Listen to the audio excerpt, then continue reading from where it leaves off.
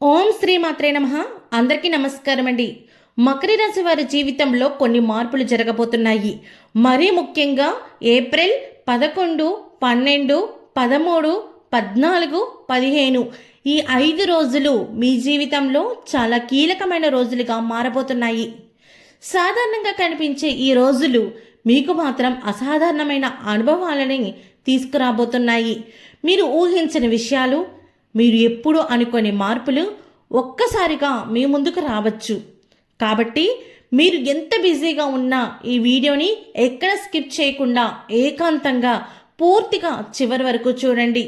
ఎందుకంటే ఈ వీడియోలో చెప్పబోయే విషయాలు మీ జీవితాన్ని మార్చే శక్తి కలిగి ఉంటాయి. ఈ వీడియోని చూడడానికి ముందు ఓం నమః శివాయ అని కామెంట్ చేసి వీడియోకి ఒక చిన్న లైక్ ఇవ్వండి.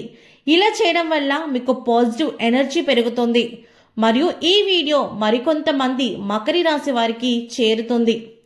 ఇప్పుడు విషయానికి వస్తే, ఈ 5 రోజుల్లో మీ చుట్టూ ఉన్న కొంతమంది వ్యక్తుల అసలు రూపం బయటపడుతుంది.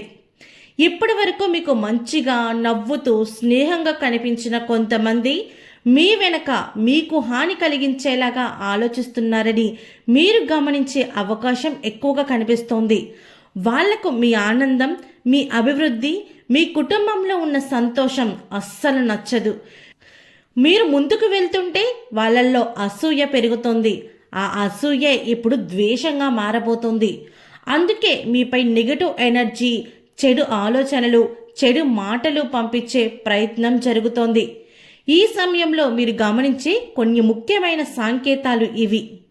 రాత్రిళ్ళు సరిగ్గా నిద్ర పట్టకపోవడం, ఏ పని మీద కూడా ఫోకస్ లేకపోవడం, చిన్న విషయానికి కూడా ఎక్కువగా టెన్షన్ పడటం, ఎవరో మన గురించి చెడుగా మాట్లాడుతున్నారన్న అనుమానం రావడం, అకస్మాత్తుగా తలనొప్పి రావడం, అలసటగా అనిపించడం, ఈ లక్షణాలు మీరు ఇటీవల గమనించి ఉంటే మీరు ఈ విషయాన్ని సీరియస్గా తీసుకోవాలి.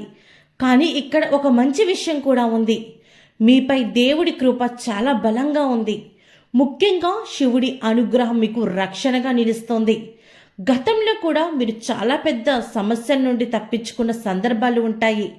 అది మీ అదృష్టం కాదు, అది దేవుని యొక్క కాపాడడం. ఈ 5 రోజుల్లో మీరు చేయవలసిన ముఖ్యమైన జాగ్రత్తలు: మీ వ్యక్తిగత విషయాలని ఎవరితోనే షేర్ చేసుకోకండి. ఎవరితోనైనా వాదనలు కానీ గొడవలు కానీ దూరంగా ఉండండి.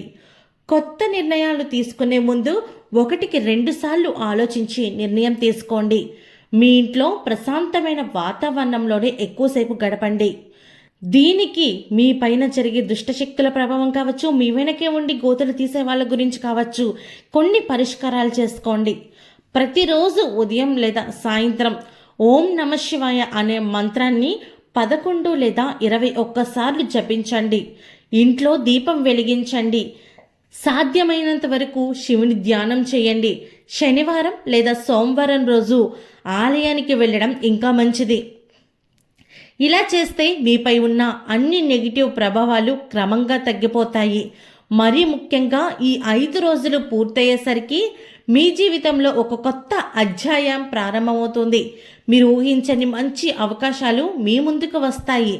మీరు అడ్డుకోవాలని చూసిన వారు ఎవరైతే ఉన్నారో వాళ్ళే గోతులో పడే అవకాశం కనిపిస్తోంది. మీకు శాంతి కలుగుతుంది, సంతోషం కలుగుతుంది, అభివృద్ధి అనేది ఇంకా పెరుగుతుంది. మీరు ఆర్థికంగా ఏవైతే ఇబ్బందులు అనిపిస్తున్నారో ఆ ఇబ్బందులన్నీ కూడా మీకు చక్కగా దూరంగా కనిపిస్తున్నాయి. అలాగే ఆరోగ్య విషయంలో కూడా మీకు మంచి శుభవార్తలు అనేది వినిపించబోతుంది. అలాగే ఎవరైతే ప్రేమ వ్యవహారాల్లో ఉన్నారో వారికి కూడా చాలా చక్కని సమయంగా చెప్పచ్చు. అంటే ఎవరైతే ప్రేమికులు ఎన్నాళ్ళుగానో ప్రేమించుకుంటో పెద్దలకి చెప్పలేక మీలో మీరు నలిగిపోతున్న సందర్భాలు ఏవైతే ఉన్నాయో అవన్నీ కూడా ఈ 5 రోజుల్లో చక్కబడిపోతున్నాయి. కాబట్టి మీ పెద్దల్ని ఒప్పించే ప్రయత్నం చేయండి. మీరు ఎప్పుడు భయపడకండి, జాగ్రత్తగా ఉండడం మాత్రమే మీరు చేయవలసింది. ఖచ్చితంగా దేవుడిపైన మాత్రం నమ్మకం ఉంచుకోండి. చివరిగా ఒక్క చిన్న రిక్వెస్ట్: ఈ వీడియో మీకు ఉపయోగపడితే తప్పకుండా లైక్ చేయండి, అలాగే షేర్ చేయండి మరియు ఓం నమః శివాయ అని కామెంట్ చేయడం మాత్రం మర్చిపోవద్దు.